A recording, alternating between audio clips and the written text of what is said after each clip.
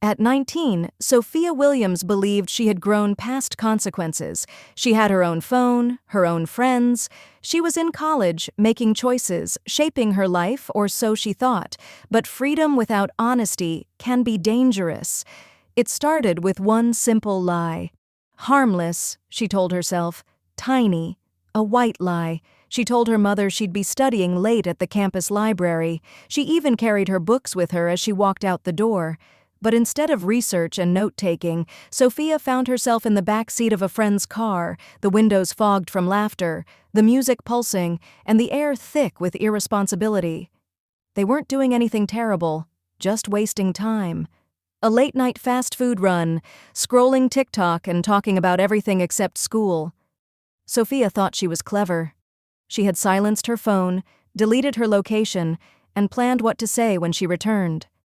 I was studying. Quiet place. You wouldn't believe how boring it was, she rehearsed in her head.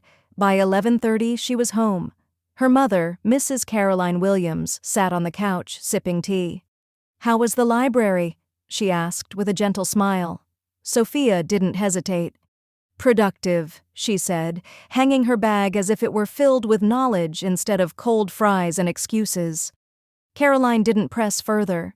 But what Sophia didn't know was that her friend Becca had posted a story, a 7-second video, shot from the car, Sophia laughing in the back seat, the timestamp clear, the location tagged, and Caroline saw it.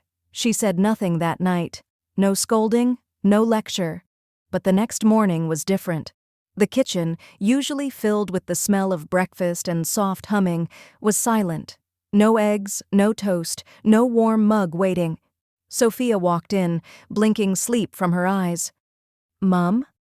"In the living room," came the cold reply.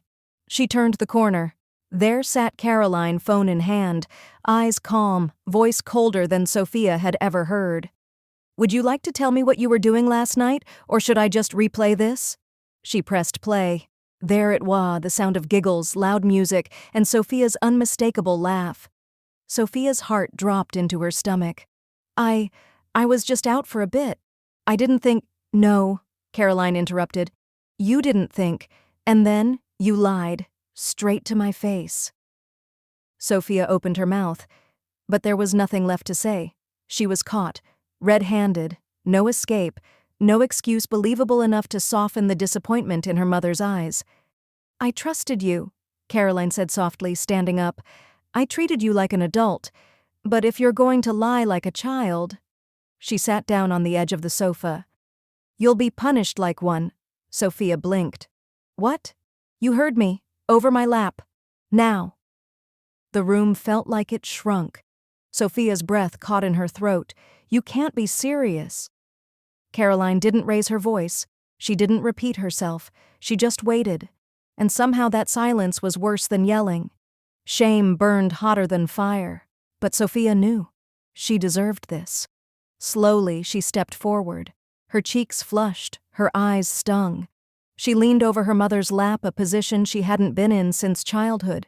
But today, it didn't feel childish. It felt necessary. Caroline raised her hand. Smack! The sound cracked through the room. "Lying to me?" "Smack. Breaking my trust?" "Smack. You think being grown means escaping discipline?" Smack. Sophia clenched her eyes shut, not from the pain, but from the weight of the truth behind each word. She let out a quiet sob, not from the sting, but from knowing she had truly let her mother down. After the final strike, Caroline rested her hand on Sophia's back, and for a moment neither of them moved. Then Caroline helped her sit up, pulled her into a hug, and whispered, "Discipline isn't cruelty. It's correction. I'd rather you cry now than become a liar forever." Sophia buried her face in her mother's shoulder. "I'm sorry. I really am." Caroline held her tighter. "I know." That evening, there was no punishment hanging in the air, only peace. Sophia sat at the kitchen table with her books open, truly studying this time, because she had learned something school never taught. Lies are easy. But rebuilding trust? That's the real test. And sometimes the most loving hands are the ones that remind you through discipline who you're meant to be.